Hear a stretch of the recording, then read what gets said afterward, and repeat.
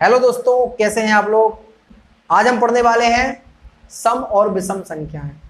इसके पहले आप सभी को दीपावली की बहुत बहुत शुभकामनाएं। छुट्टियों का आनंद लें और पढ़ाई भी करते रहें।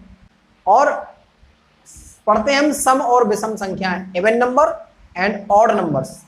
इवन नंबर वे संख्याएं होती हैं जो 2 से पूर्ण विभाज्य हो, यानी कि जिन संख्याओं में 2 का पूरा पूरा भाग चला जाए, शेषफल 0 बचे, वे सभी संख्याएं सम संख्याएं होती हैं। जैसे यहां हम लिखते हैं 2, 4, 6, 8, 10, 12, 14। यहाँ बड़ी संख्या ले लो थोड़ी, 50 हो गया आपका, 200 हो गया। इन सभी में 2 का पूरा पूरा भाग चला जाता है। जैसे कि हम 2 का भाग 6 में देकर देखें तो 2 तिया 6, शेषफल यहाँ पर 0 आ गया।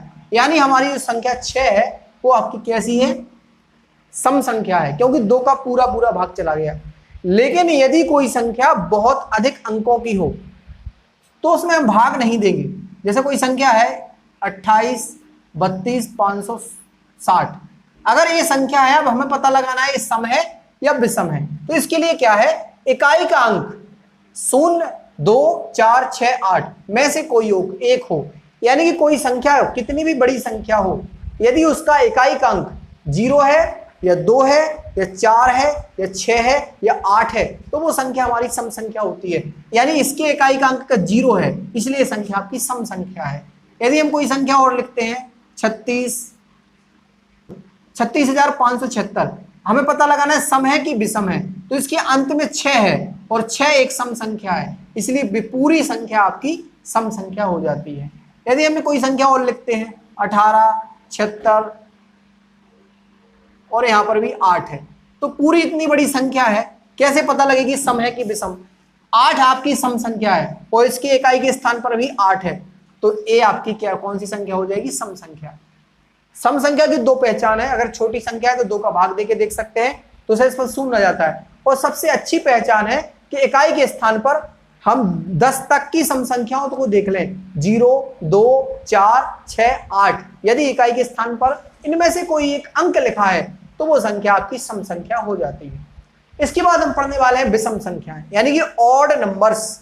विषम संख्याएं वे संख्याएं होती हैं जो 2 से पूर्ण विभाजित नहीं होती हैं। अगर उनमें 2 का भाग दिया जाता है तो उनका उत्तर, उनका आंसर दशमलव में आता है या शेषफल 1 बचता है।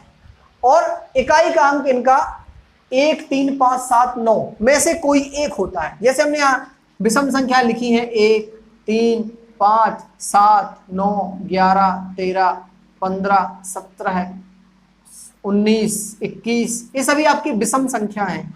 157, 159, 179, ये सभी विषम संख्या हैं। और यदि हम किसी विषम संख्या में 2 से भाग देते हैं तो हमारा पूरा पूरा भाग नहीं जाता है, 2 दूनी 4, तो यहाँ पर शेषफल आपका 1 बच गया। अगर हम इसको और सॉल्व करें तो दशमलव में आंसर आएगा। लेकिन यदि कोई बड़ी संख्या हमारे पास में लिखी हुई हो, तो कैसे पहचानेंगे वो विषम संख्या है, तो उसकी पहचान है कि यदि किसी संख्या के अंत में इकाई का अंक 1 हो या 3 हो या 5 हो या 7 हो या 9 हो, तो पूरी संख्या विषम संख्या होती है। तो यहां पर हमारा इकाई का अंक 1 है, इसलिए ये पूरी संख्या विषम संख्या है। इसमें हमें बिना भाग दिए पता लग जाएगा कि हमारी संख्या विषम संख्या है।